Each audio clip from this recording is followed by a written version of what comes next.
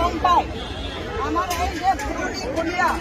আমাৰ প্ৰয়াত ৰঘুনাথ ব্ৰহ্ম ডাঙৰীয়াই এষ্টাব্লিছ কৰি থৈ যোৱাৰ আমাৰ চিভিল হস্পিটেল তাক বন্ধ কৰিলেহে মেডিকেল কলেজ চলে কেনেকুৱা ধৰণৰ এই আসাম চৰকাৰটো হা আমি আন্দোলন কৰি পোৱা এই মেডিকেল কলেজটো এইটো ফুল ফ্লেজত চলাবৰ কাৰণে চৰকাৰে স্পেচিয়েল বাজেট ধৰিব লাগে শুনক আপুনি ইয়াত এজেণ্ট আপুনি জনাই দিয়ক আমি আন্দোলনটো চলাই থাকিম আনটোল ডেট আমি চলাই থাকিম যেতিয়ালৈকে এইটো অৰ্ডাৰটো নিদিয়ে যেতিয়ালৈকে আমাক অৰ্ডাৰ নিদিয়ে তেতিয়ালৈকে আমাৰ আন্দোলনটো চলি থাকিব আৰু আপুনি কিয় এনেকুৱা কৰিছে ইমান ডিচি পাইছোঁ ইমান ডিচি পাইছোঁ মই এনে নহওঁ তাৰ তথাপিও আমি ডিচি পাওঁ আপুনি কি পেলাই কিছু হ'ল আমাক ডিষ্ট্ৰিক্ট কৰিবৰ কাৰণে আপুনি এই আমাৰ ডিষ্ট্ৰিক্টটো চলাই আছে মইতো আহিছোঁ মইতো একো কোৱা নাই আপোনাৰ আপুনি পঠিয়াব নালাগে নাই ইয়াত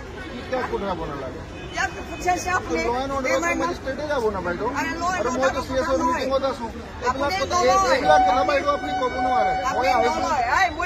ময়ো মানে আসাম চৰকাৰৰ এগৰাকী ব্যক্তি এইবিলাক ক'ব নোৱাৰে আপুনি মই নিজে আহিছোঁ নিজে ল'বলৈ আহিছোঁ আপুনি কৈছে মই CSOৰ লগত মিটিঙত আছিলোঁ ঠিক আছে আপুনি কৈ দিব এই আন্দোলনটো আপুনি ये आंदोलन हमारा दो आदमी का आंदोलन नहीं है वो सारा नागरिक का आंदोलन है मैं कब कह रहा हूँ कि आपका दो आदमी आपका जो भी डिमांड है जहाँ पे जो ऑप्टिमम जगह है जो आप एड्रेस करेंगे है तो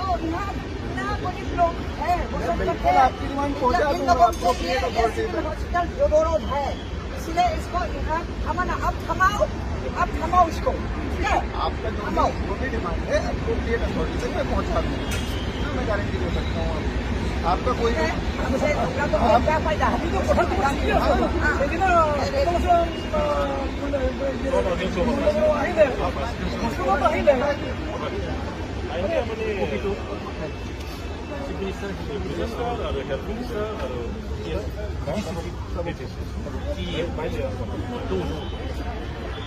আমিও জানো আপুনি একো কৰিব নোৱাৰে গভৰ্ণমেণ্টে যেনেকৈ ডিচিশ্যন লৈছে আপুনি সেই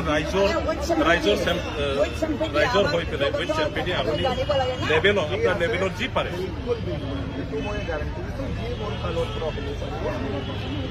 আৰু যি আপোনাৰ ডিমাণ্ড আছে ঠিক আছে হ'ব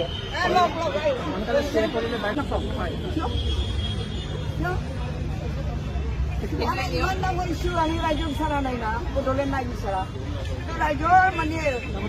সম্প্ৰীতিৰ এটা অনুষ্ঠান তাক ৰাখিবৰ কাৰণে আমি আন্দোলন কৰিছোঁ ইয়াত কোনো কিবা নাই অকল বড়ো মানুহ নহয় বিভিন্ন জাতি জনগোষ্ঠী মানুহ ইয়াত আছে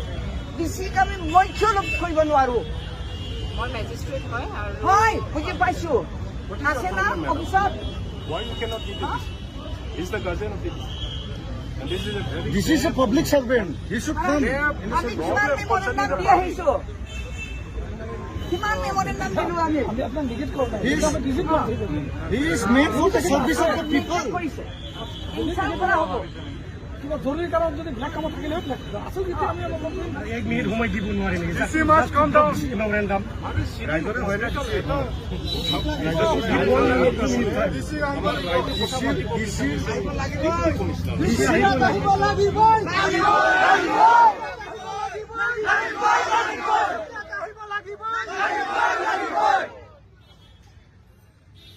Public servant हो यार रोड पे पब्लिक को